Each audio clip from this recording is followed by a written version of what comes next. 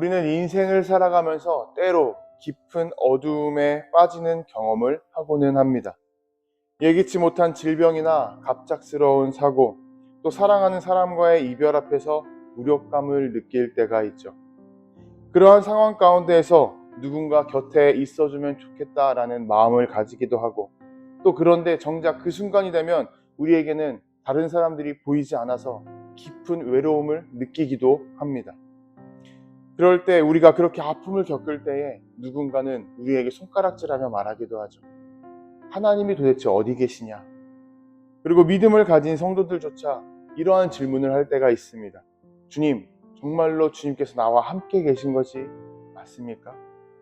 이러한 깊은 절망의 어두움은 너무 길게만 느껴지기도 합니다. 그리고 그 어둠 속에서 하나님은 계시지 않고 나 혼자 외롭게 있는 것 같다는 그 생각이 우리의 모든 것을 뒤흔들기 시작하죠.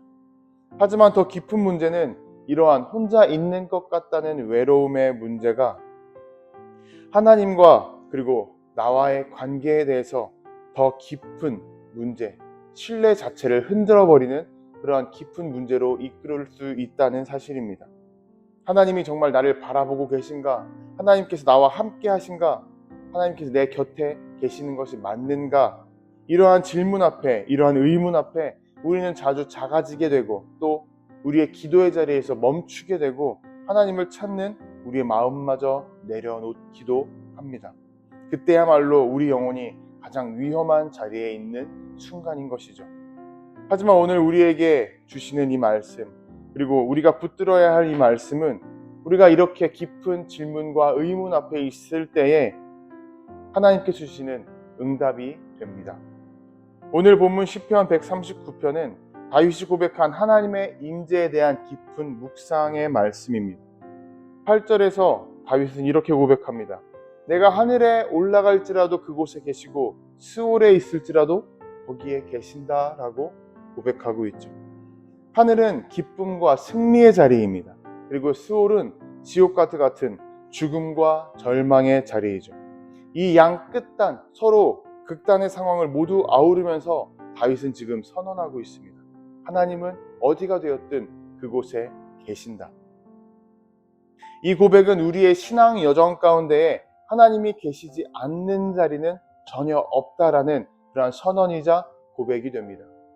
원래 오늘 우리가 읽은 139편은 네가 어디로 도망가든 하나님은 결코 너에게서 떨어지지 않는다. 너는 하나님께 벗어날 수 없다라는 경고의 말씀이기도 하지만 위로가 필요한 우리의 영혼의 입장에서 본다면 하나님은 어디에나 우리와 함께 계신다는 위로의 말씀이고 사랑의 말씀으로 뒤바뀌게 됩니다.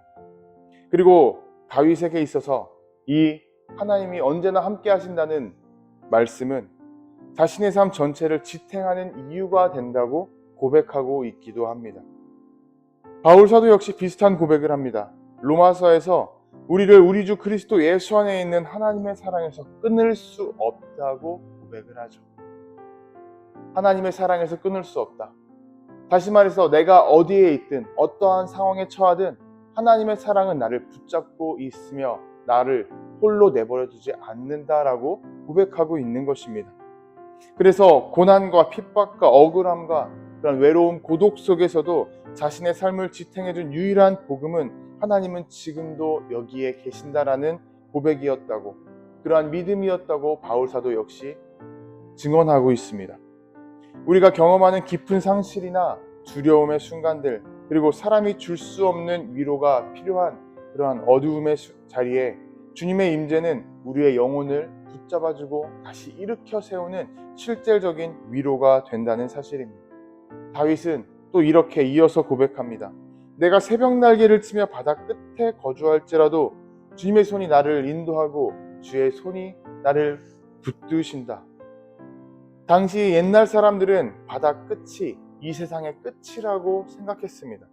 지금처럼 지구가 둥글기 때문에 아무리 가도 끝이 없다고 생각하지 못했던 시기였기 때문이죠. 그렇기 때문에 세상의 끝이라고 할 수 있는 바다 끝은 지금 내가 있는 곳에서 가장 멀리 떨어진 장소입니다. 가장 외로운 장소라고 할 수 있죠. 또 다르게 말하면 아무도 나를 찾지 못하는 입니다.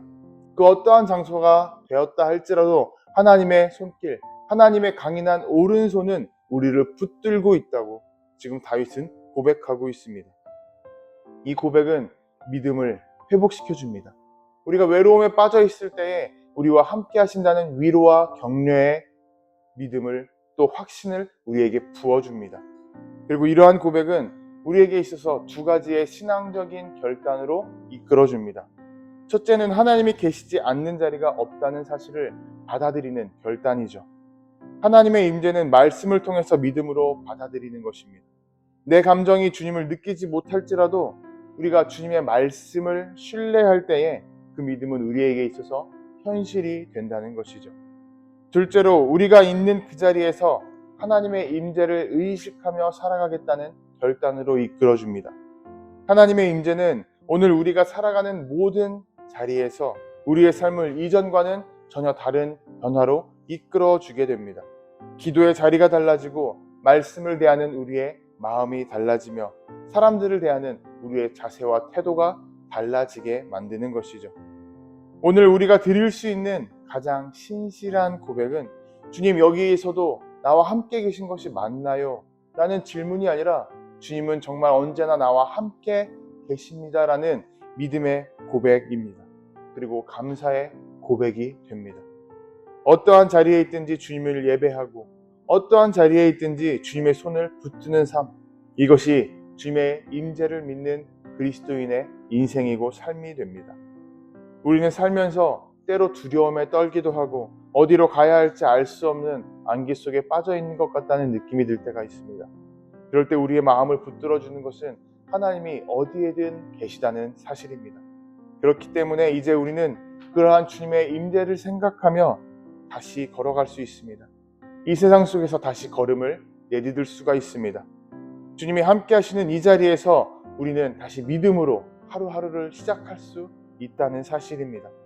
여러분, 주님께서 우리의 손을 붙잡아주고 계시기 때문에 우리의 인생을 강한 오른손을 펼치사 붙들어주고 계시기 때문에 우리는 결코 혼자가 아니라는 사실입니다. 이러한 은혜의 확신 안에서 오늘도 주님과 동행하는 하루를 살아가시기를 주님의 이름으로 축복합니다.